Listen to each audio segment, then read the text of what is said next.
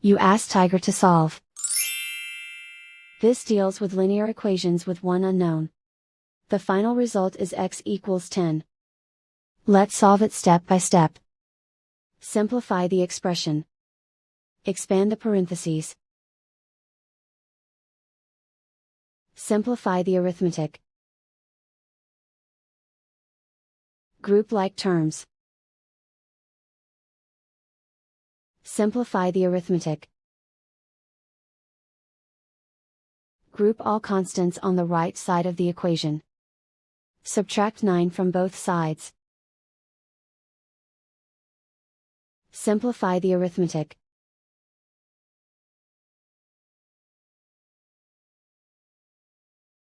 Isolate the x. Divide both sides by 9. Simplify the fraction.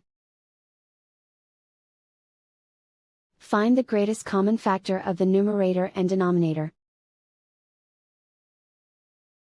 Factor out and cancel the greatest common factor. And so the final result is x equals 10.